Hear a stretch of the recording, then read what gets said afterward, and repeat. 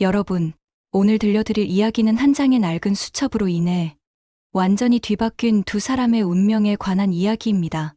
때로는 우리가 가장 소중히 여기는 것들이 사실은 허상이었고 가장 하찮게 여겼던 것에 진실이 숨어 있을 때가 있습니다. 지금부터 들려드릴 이야기가 바로 그런 이야기입니다. 서울 강남의 한복판, 하늘을 찌를 듯 솟아오른 GBC 빌딩의 50층. 펜트하우스에서 강태주는 어김없이 새벽 5시에 눈을 떴습니다. 32세의 태주는 선대 회장이었던 아버지로부터 물려받은 거대한 제국을 이끄는 냉철한 경영자였습니다. 그의 하루는 언제나 완벽했습니다. 정확히 20분간의 샤워, 10분간의 면도, 그리고 30분간의 아침 식사까지 모든 것이 시간표대로 진행되었습니다. 태준의 서재에는 수많은 경영서와 함께 아버지의 유품들이 정리되어 있었습니다. 아버지가 돌아가신 지 벌써 6개월이 지났지만 여전히 그의 흔적들을 정리하는 것은 쉽지 않은 일이었습니다. 특히 오늘 아침 태준의 시선을 사로잡은 것은 서재 구석에 놓인 낡은 나무 상자였습니다. 아버지의 개인적인 물건들이 담긴 상자였죠. 태준은 차가운 표정으로 상자를 열었습니다. 오래된 만년필, 금태 안경, 그리고 빛이 바랜 사진 몇 장이 들어있었습니다. 그런데 상자 맨 아래에서 이상한 물건 하나를 발견했습니다. 가죽 표지가 너덜너덜해진 작은 수첩이었습니다. 태주는 호기심에 수첩을 펼쳐보았지만 곧 눈살을 찌푸렸습니다. 수첩 안에는 알아볼 수 없는 기이한 문자들이 빼곡히 적혀 있었기 때문입니다. 그 문자들은 한글도 영어도 아닌 마치 고대 상형 문자나 암호 같은 모양이었습니다. 태주는 몇 페이지를 더 넘겨보았지만 도무지 이해할 수 없었습니다. 완벽주의자인 그에게 이해할 수 없는 것만큼 불쾌한 것은 없었습니다. 태주는 즉시 비서 차민호에게 전화를 걸었습니다. 차 과장, 국내 최고의 언어학자 리스트를 만들어서 내 책상에 올려놔. 시급해. 그는 이 정체불명의 수첩이 혹시 중요한 문서일 가능성을 배제할 수 없었습니다. 아버지는 평생 중요한 것들을 함부로 버리지 않는 사람이었으니까요.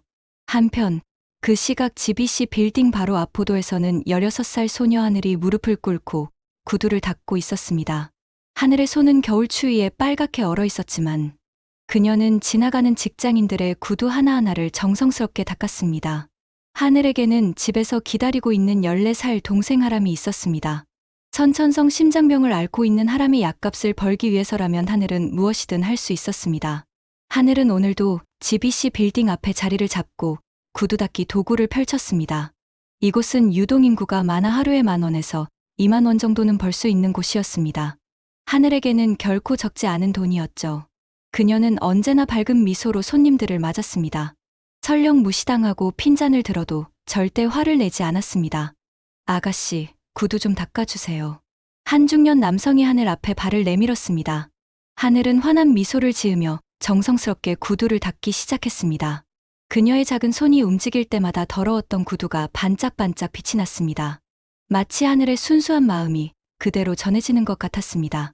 50층 위에서는 태준이 여러 언어학자들을 불러 모았지만 아무도 그 수첩의 문자를 해독할 수 없었습니다. 서울대 언어학과 교수, 고려대 고고학과 교수, 심지어 국정원의 암호해독 전문가까지 모두 고개를 저었습니다. 태준의 인내심은 한계에 다다랐습니다. 일주일이 지났지만 수첩의 정체는 여전히 미스터리로 남아있었습니다. 태주는 점점 짜증이 났습니다. 그는 완벽을 추구하는 성격상 해결되지 않는 문제를 그냥 넘어갈 수 없었습니다. 하지만 더 이상 시간을 낭비할 수도 없는 노릇이었습니다. 차 과장, 이거 그냥 버려. 태주는 차갑게 말했습니다. 아무 쓸모없는 낡은 수첩 하나 때문에 이미 너무 많은 시간을 낭비했어. 차민호는 조심스럽게 대답했습니다. 회장님께서 소중히 보관하셨던 물건인데 정말 버려도 될까요? 내 말 못 들었어? 당장 버리라고. 태준의 목소리에는 더 이상의 반박을 허용하지 않는 차갑고 단호한 어조가 담겨 있었습니다. 차민호는 더 이상 반박할 수 없었습니다. 그는 수첩을 들고 엘리베이터에 탔습니다. 하지만 막상 수첩을 쓰레기통에 버리려니 마음이 편하지 않았습니다. 선대 회장이 그토록 소중히 간직했던 물건을 그냥 버린다는 것이 옳은 일인지 확신할 수 없었거든요. 결국 차민호는 수첩을 재활용 쓰레기통이 아닌 일반 쓰레기통에 넣기로 했습니다. 혹시라도 누군가 필요로 할 사람이 있다면 주워갈 수 있도록 말이죠. 그는 빌딩 앞 보도변 쓰레기통에 수첩을 넣고 회사로 돌아갔습니다. 그 순간 마침 바람이 세게 불었습니다. 쓰레기통 뚜껑이 열리면서 수첩이 바람에 날렸습니다. 수첩은 마치 의지가 있는 것처럼 빙글빙글 돌면서 하늘의 발 앞으로 떨어졌습니다. 하늘은 깜짝 놀라서 구두 닦기 도구에서 손을 떼고 수첩을 주워들었습니다. 어머, 이게 뭐지? 하늘은 호기심에 수첩을 펼쳐보았습니다. 그런데 이상한 일이 일어났습니다. 다른 사람들에게는 전혀 알아볼 수 없었던 그 기이한 문자들이 하늘에게는 마치 익숙한 글자처럼 보였던 것입니다. 마치 오래전부터 알고 있던 문자인 것처럼 말이죠. 하늘은 자신도 모르게 첫 페이지를 읽기 시작했습니다. 내 사랑하는 미영아, 오늘도 너를 그리워하며 이 글을 쓴다. 하늘의 입에서 자연스럽게 한국어 번역이 흘러나왔습니다. 그녀 자신도 깜짝 놀랐습니다. 어떻게 이런 문자를 읽을 수 있는지 전혀 이해할 수 없었거든요. 하지만 하늘에게는 더 놀라운 일이 기다리고 있었습니다. 수첩에 적힌 미영이라는 이름은 하늘이 세상에서 가장 그리워하는 이름이었습니다. 바로 하늘의 어머니 이름이었거든요. 하늘의 어머니 이미영은 하늘이 5살 때 교통사고로 세상을 떠났습니다. 그 이후 하늘과 하람은 고아원에서 자랐고 몇 년 전 고아원을 나와 둘만의 힘으로 살고 있었습니다. 하늘은 떨리는 마음으로 수첩을 더 읽어보려 했지만 구두를 닦아달라는 손님들 때문에 계속 읽을 수 없었습니다. 그녀는 수첩을 가방 깊숙이 넣어두고 다시 일에 집중했습니다. 하지만 마음 한구석에서는 계속 수첩이 신경 쓰였습니다. 그날 오후 차민호가 우연히 창문으로 아래를 내려다보다가 하늘이 수첩을 주워 읽는 모습을 목격했습니다. 그는 깜짝 놀라서 망원경을 가져와 더 자세히 관찰했습니다. 분명히 그 소녀가 수첩을 읽고 있었습니다. 그것도 아주 자연스럽게 말이죠. 차민호는 즉시 태준에게 보고했습니다. 사장님, 큰일입니다. 아까 버린 수첩을 누군가 읽고 있어요. 뭐라고? 태준은 믿을 수 없다는 표정이었습니다. 그게 무슨 말이야? 그 수첩은 아무도 읽을 수 없다고 했잖아. 저도 믿기지 않지만 직접 보셨으면 좋겠어요. 빌딩 앞에서 구두를 닦는 어린 소녀가 분명히 그 수첩을 읽고 있었습니다. 태준은 즉시 창문으로 달려가 아래를 내려다보았습니다. 정말로 한 소녀가 무언가를 읽으며 중얼거리고 있었습니다. 태준의 마음에 묘한 기대감이 싹 텄습니다. 혹시 이 소녀가 그 수첩의 비밀을 풀 열쇠가 될 수 있을까요? 태준은 차민호에게 지시했습니다. 그 아이를 여기로 데려와. 네. 하지만 사장님, 그냥 길거리에서 구두를 닦는 아이인데요. 내 말 못 들었어? 당장 데려오라고. 태준의 목소리에는 거부할 수 없는 권위가 담겨 있었습니다. 차민호는 어쩔 수 없이 엘리베이터를 타고 1층으로 내려갔습니다. 그는 하늘에게 다가가 정중하게 말했습니다. 실례합니다. 저희 사장님께서 잠시 뵙고 싶다고 하시네요. 하늘은 당황했습니다. 저요? 왜요? 제가 뭔가 잘못했나요? 아니에요. 그냥 잠깐 뵙기만 하시면 될 것 같아요. 걱정하지 마세요. 하늘은 불안한 마음으로 구두 닦기 도구를 정리했습니다. 무슨 일인지 알 수 없었지만 거절할 수 있는 분위기가 아니었습니다. 그녀는 차민호를 따라 GBC 빌딩 안으로 들어갔습니다. 엘리베이터가 50층까지 올라가는 동안 하늘의 심장은 빠르게 뛰었습니다. 이렇게 높은 빌딩에 와본 것도 처음이었고 이렇게 고급스러운 엘리베이터를 타본 것도 처음이었습니다. 엘리베이터 안에는 은은한 클래식 음악이 흐르고 있었고 거울로 된 벽에는 하늘의 초라한 모습이 그대로 비춰졌습니다. 드디어 50층에 도착했습니다. 엘리베이터 문이 열리자 하늘의 눈앞에 펼쳐진 것은 상상할 수도 없었던 화려하고 웅장한 공간이었습니다. 높은 천장, 커다란 유리창을 통해 들어오는 햇살, 그리고 값비싸 보이는 가구들이 하늘을 압도했습니다. 이쪽으로 오세요. 차민호가 하늘을 태준의 사무실로 안내했습니다. 사무실 문이 열리자 하늘은 책상 뒤에 앉아있는 한 남자를 보았습니다. 바로 강태준이었습니다. 태준은 하늘을 찬찬히 훑어보았습니다. 남루한 옷차림, 추위에 얼어버린 작은 손, 그리고 불안해하는 커다란 눈동자. 어떻게 보아도 평범한 거리의 구두 닦기 소녀였습니다. 이런 아이가 과연 그 수첩을 읽을 수 있을까요? 내가 아까 뭔가를 읽고 있었다며? 태준의 목소리는 차가웠습니다. 하늘은 움츠러들며 대답했습니다. 네, 그냥 길에 떨어진 수첩을 주웠는데 그 수첩을 가져왔나? 네. 하늘은 떨리는 손으로 가방에서 수첩을 꺼내 책상 위에 올려놓았습니다. 태준은 수첩을 보자마자 확신했습니다. 분명히 자신이 버리라고 한 바로 그 수첩이었습니다. 너 혹시 이 수첩의 글자를 읽을 수 있어? 하늘은 고개를 끄덕였습니다. 네. 신기하게도 읽을 수 있어요. 태주는 코웃음을 쳤습니다. 하, 웃기네. 서울대 교수도 못 읽는 걸 내가 읽는다고? 어디서 사기를 치려는 거야? 하늘은 상처받은 표정을 지었지만 조용히 수첩을 펼쳐 첫 페이지를 가리켰습니다. 여기에는 내 사랑하는 미영아, 오늘도 너를 그리워하며 이 글을 쓴다라고 적혀 있어요. 태준의 표정이 미세하게 변했습니다. 그는 하늘의 목소리에서 거짓말하는 기색을 찾을 수 없었습니다. 또한 미영이라는 이름은 태준도 처음 들어보는 이름이었습니다. 아버지 주변에 그런 이름의 여자가 있었나? 계속 읽어봐. 태준의 목소리에서 조롱의 기색이 사라졌습니다. 하늘은 떨리는 목소리로 계속 번역하기 시작했습니다. 우리가 헤어진 지 벌써 15년이 흘렀구나. 나는 아직도 너의 웃음소리를, 너의 따뜻한 손길을 기억하고 있단다. 태준의 심장이 빠르게 뛰기 시작했습니다. 이것은 단순한 암호가 아니었습니다. 누군가의 깊은 감정이 담긴 편지였습니다. 그것도 아버지가 쓴 편지인 것 같았습니다. 하늘은 계속 읽었습니다. 집안의 반대로 너와 헤어져야 했지만 나는 단 하루도 너를 잊은 적이 없다. 너와의 사랑으로 태어난 우리 딸 하늘이를 멀리서나마 지켜보며 살아가고 있단다. 이 순간 태준과 하늘 모두 놀라서 서로를 바라보았습니다. 하늘은 자신의 이름이 나왔다는 사실에, 태준은 아버지가 다른 여자와 사이에서 딸을 낳았다는 사실에 충격받았습니다. 사무실 안에는 정적이 흘렀습니다. 태준은 믿을 수 없다는 표정으로 하늘을 바라보았고, 하늘은 혼란스러운 마음에 수첩을 꽉 쥐고 있었습니다. 둘 다 방금 들은 내용을 쉽게 받아들일 수 없었습니다. 잠깐. 태준은 손을 들어 하늘을 제지했습니다. 내가 지금 뭐라고 했지? 하늘? 너 이름이 뭐라고 했어? 하늘이요. 제 이름은 하늘이에요. 하늘의 목소리는 작고 떨렸습니다. 태준은 머리를 감쌌습니다. 이건 단순한 우연의 일치일까요? 아니면 정말로 이 소녀가 아버지의 숨겨진 딸이란 말인가요? 그는 다시 하늘을 찬찬히 바라보았습니다. 이제 보니 뭔가 낯익은 구석이 있었습니다. 특히 그 맑고 큰 눈동자는 어디서 본 듯한 느낌이었습니다. 계속 읽어.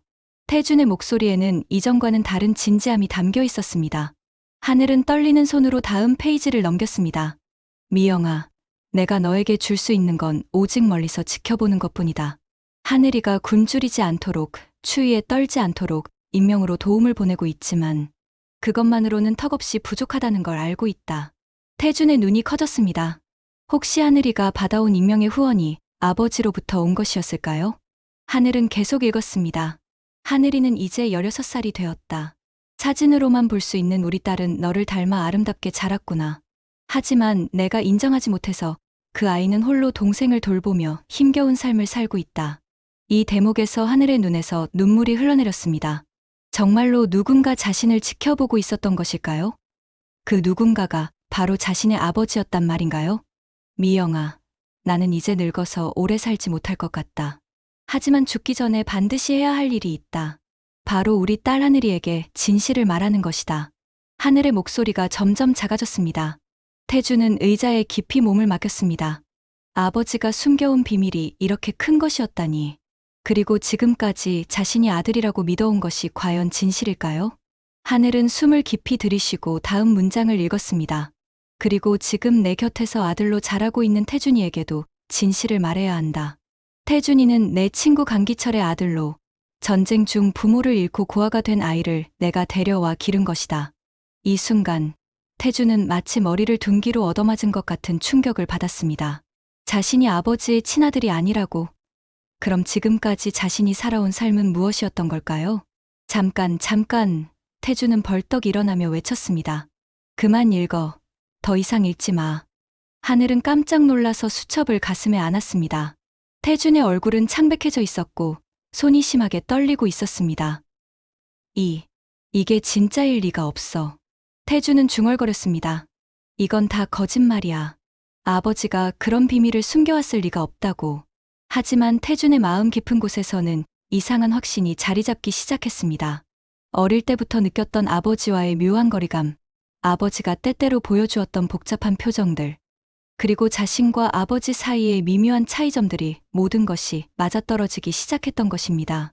하늘은 조심스럽게 입을 열었습니다. 사장님, 제가 계속 읽어도 될까요? 아직 읽지 않은 부분이 더 있어요. 태주는 고개를 저었습니다. 아니야. 오늘은 여기까지만 하자. 너, 이 수첩 가지고 있어.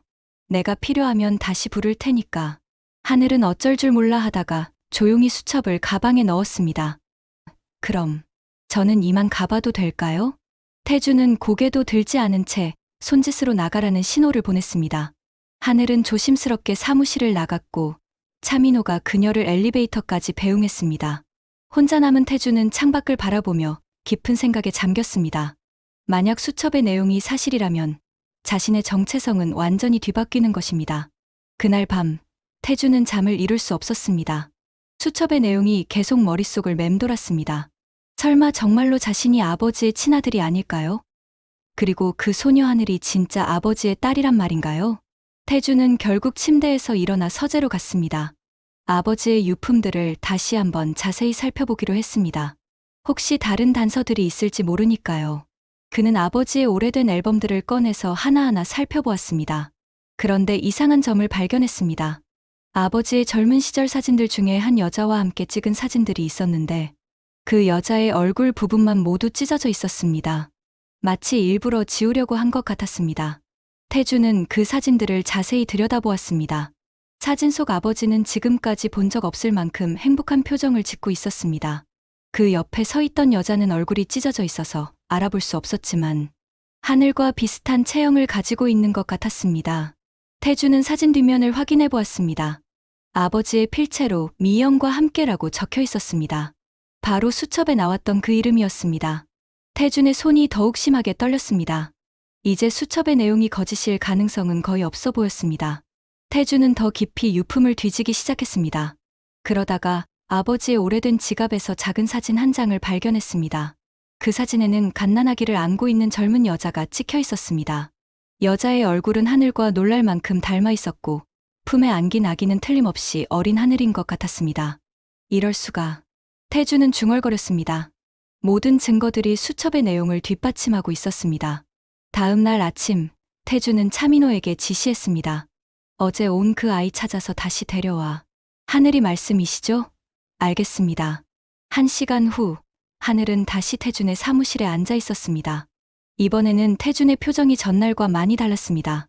차갑고 거만했던 모습 대신 복잡하고 혼란스러운 표정을 짓고 있었습니다. 어제 읽다가 만 부분. 계속 읽어줄 수 있어. 태준의 목소리는 이전보다 훨씬 부드러웠습니다. 하늘은 고개를 끄덕이고 수첩을 펼쳤습니다. 네, 여기서부터 계속 읽을게요. 하늘은 깊은 숨을 들이쉬고 읽기 시작했습니다. 태준아, 너는 내가 기른 아들이지만 혈육은 아니다. 하지만 나는 너를 진짜 아들처럼 사랑했다. 너에게 모든 것을 물려주려고 했던 것도 그 때문이다. 태준의 가슴이 먹먹해졌습니다. 아버지의 사랑이 거짓이 아니었다는 사실이 오히려 더 큰 혼란을 주었습니다. 하지만 이제는 진실을 말할 때가 되었다.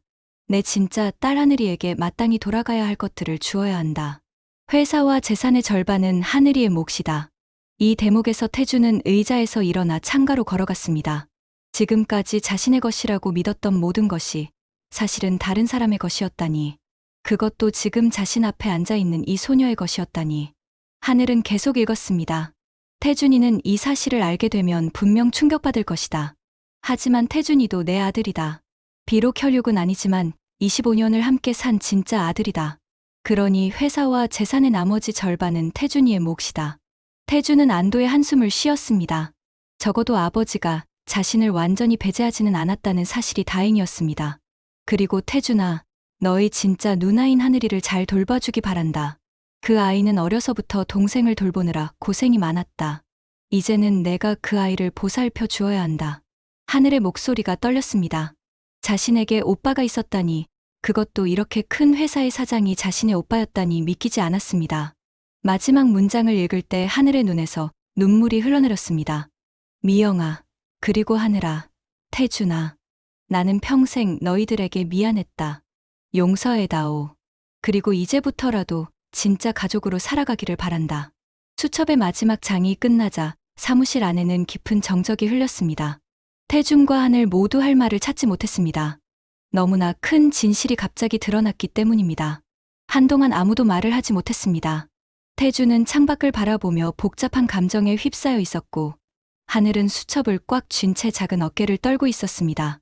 먼저 입을 연 것은 태준이었습니다. 이게 다 사실일 리가 없어. 그의 목소리에는 부정하고 싶은 마음이 가득 담겨 있었습니다. 아무리 그래도 이런 일이 어떻게. 하늘도 혼란스럽기는 마찬가지였습니다. 저도 믿기지 않아요. 어떻게 이런 일이. 태주는 갑자기 하늘을 날카롭게 바라보았습니다. 혹시 너 누가 시켜서 이런 거짓말을 하는 거 아니야? 내 재산을 노리고 사기를 치는 거 아니고? 하늘은 깜짝 놀라서 고개를 저었습니다. 아니에요. 저는 정말 그냥 길에서 주운 수첩을 읽은 것뿐이에요. 그럼 어떻게 이 문자를 읽을 수 있어? 이건 아무나 읽을 수 있는 게 아니야. 하늘은 울먹이며 대답했습니다. 저도 몰라요. 그냥 보니까 읽혀져서. 제가 어떻게 이런 문자를 읽을 수 있는지 저도 이해할 수 없어요. 태주는 하늘의 진심, 어린 눈빛을 보며 점점 확신하게 되었습니다. 이 소녀는 거짓말을 하고 있지 않았습니다. 그리고 그 문자를 읽을 수 있다는 것 자체가 이미 특별한 증거였습니다. 나가. 태주는 갑자기 차가운 목소리로 말했습니다. 오늘은 여기까지야. 내가 생각할 시간이 필요해. 하늘은 상처받은 표정을 지으며 자리에서 일어났습니다. 저는 정말 거짓말하지 않았어요. 알겠으니까 그냥 가. 수첩은 가져가도 돼. 하늘이 나간 후 태주는 혼자서 깊은 고민에 빠졌습니다. 정말로 그 소녀가 자신의 누나일까요? 그리고 자신은 정말로 아버지의 친아들이 아닐까요? 태주는 결국 한 사람을 찾아가기로 결심했습니다. 바로 아버지를 30년 넘게 모셨던 집사 김영철이었습니다. 김영철은 아버지의 모든 비밀을 알고 있을 가능성이 높았습니다. 그날 저녁, 태주는 김영철이 사는 작은 아파트를 찾아갔습니다. 70대의 김영철은 태준을 보자 깜짝 놀랐습니다. 도련님, 어쩐 일로 이런 곳까지. 김영감, 저에게 물어볼 게 있어요. 태준은 진지한 표정으로 말했습니다. 아버지에 대해서요. 김영철의 표정이 굳어졌습니다. 무슨 말씀이신지. 태준은 가방에서 아버지의 사진들을 꺼내 보여주었습니다. 이 사진들에 나오는 여자가 누구인지 아세요? 미영이라는 여자요. 김영철은 사진을 보자마자 깊은 한숨을 쉬었습니다. 도련님께서 그분에 대해 알게 되셨군요. 그럼 정말 아버지가 미영이라는 여자와 사귀셨던 게 사실인가요? 네. 회장님께서는 젊은 시절 이미영 씨와 깊이 사랑하셨습니다. 하지만 집안의 강한 반대로 헤어지셔야 했죠. 태준의 심장이 빠르게 뛰었습니다. 그럼 그 여자와 사이에서 아이가. 네. 하늘이라는 딸이 있었습니다. 회장님께서는 평생 그 아이를 그리워하셨어요. 태주는 다리에 힘이 빠져 의자에 주저앉았습니다. 그럼 정말로 저는 아버지의 친아들이 아닌 건가요? 김영철은 무거운 표정으로 고개를 끄덕였습니다. 도련님께서는 회장님의 절친한 친구셨던 강기철님의 아들이십니다. 전쟁 중에 부모님을 잃고 고아가 되신 도련님을 회장님께서 데려와 키우셨어요. 모든 것이 확인되었습니다. 수첩의 내용이 모두 사실이었던 것입니다. 태주는 머리를 감싸고 깊은 절망에 빠졌습니다. 지금까지 자신이 믿어왔던 모든 것이 무너져 내렸습니다. 그날 밤, 태주는 술에 취해 거리를 헤맸습니다. 비가 내리기 시작했지만 우산도 쓰지 않은 채 걸었습니다. 자신의 정체성이 완전히 무너진 상황에서 어떻게 살아가야 할지 알 수 없었습니다. 발걸음은 자연스럽게 하늘이 살고 있다는 곳을 향했습니다. 차민호에게 하늘의 주소를 알아오라고 했었는데 그 주소가 머릿속에 남아 있었던 것입니다. 태주는 자신도 모르게 그곳으로 향하고 있었습니다. 하늘이 사는 곳은 오래된 건물의 옥탑방이었습니다. 태주는 비에 젖은 채로 좁은 계단을 올라갔습니다. 옥탑방 문틈으로는 희미한 불빛이 새어나오고 있었습니다. 태주는 문 앞에 서서 망설였습니다. 과연 안에 들어가야 할까요? 그런데 안에서 들려오는 소리가 그의 발걸음을 멈춰 세웠습니다. 누나, 오늘은 약 먹기 싫어. 어린 남자아이의 목소리였습니다. 하람아, 약을 먹어야 아프지 않아. 누나가 맛있는 거 사다 줄 테니까 약부터 먹자. 하늘의 다정한 목소리가 들렸습니다. 누나는 언제나 나만 걱정해. 누나도 많이 힘들 텐데. 뭔 소리야? 누나는 하람이랑 함께 있으면 전혀 힘들지 않아. 우리 하람이가 있어서 누나는 행복해. 태주는 문틈 사이로 안을 살짝 들여다보았습니다. 작고 허름한 방 안에서 하늘이 병든 동생을 돌보고 있었습니다. 하늘은 동생의 이마에 열을 재며 걱정스러운 표정을 짓고 있었습니다. 방 안은 정말 가난해 보였습니다. 낡은 가구들과 구멍난 이불, 그리고 거의 비어있는 냉장고. 하지만 그 안에는 돈으로 살 수 없는 따뜻한 사랑이 가득했습니다. 태주는 자신의 화려한 펜트하우스를 떠올렸습니다. 값비싼 가구들과 고급스러운 인테리어로 가득한 그 공간에는 정작 이런 따뜻함이 없었습니다. 혼자 살면서 느끼는 건 차가운 고독뿐이었습니다. 누나, 오늘 뭔가 좋은 일 있었어. 표정이 이상해. 하람이 하늘을 걱정스럽게 바라보았습니다. 하늘은 잠시 망설이다가 말했습니다. 하람아, 만약에 말이야. 만약에 우리에게 정말 가족이 생긴다면 어떨 것 같아? 가족이요? 누나 말고 다른 가족 말이에요. 응. 예를 들어, 오빠 같은. 하람의 눈이 반짝였습니다. 와, 정말요? 오빠가 생기면 좋겠어요. 그럼 누나가 혼자서 저를 돌보느라 힘들어하지 않아도 되잖아요. 하늘은 씁쓸한 미소를 지었습니다. 그런데 그 오빠가 우리를 받아들여 줄까? 당연하죠. 우리 누나 이렇게 좋은데 안 받아들일 사람이 어디 있어요? 태주는 문 뒤에서 하람의 순수한 말을 들으며 가슴이 뭉클해졌습니다. 이 아이들은 자신을 받아들일 준비가 되어 있었습니다. 하지만 정작 자신은 어떨까요? 갑자기 하늘이 일어나서 문 쪽으로 걸어왔습니다. 태주는 깜짝 놀라서 계단 아래로 숨었습니다. 하늘은 문을 열고 밖을 내다보았습니다. 이상하다. 누군가 있는 것 같았는데. 하늘은 고개를 갸웃거리며 다시 문을 닫았습니다. 태주는 비에 젖은 채로 그 자리에서 한참을 서 있었습니다. 그의 마음속에는 복잡한 감정들이 뒤섞이고 있었습니다. 분노, 혼란, 그리고 묘한 그리움까지. 그날 밤 태주는 거의 새벽까지 거리를 걸었습니다. 자신의 인생에 대해, 그리고 앞으로 어떻게 살아가야 할지에 대해 깊이 생각했습니다. 아버지가 남긴 유언에 따르면 하늘에게 회사와 재산의 절반을 넘겨주어야 했습니다. 하지만 그보다 더 중요한 것은 이제부터 하늘과 하람을 가족으로 받아들일 수 있느냐는 것이었습니다. 일주일이 지났습니다. 태주는 그동안 변호사들과 만나 아버지의 유언을 법적으로 검토하고 회사 지분과 재산을 어떻게 나눌지 계획을 세웠습니다. 동시에 하늘과 하람에 대해서도 깊이 생각해 보았습니다.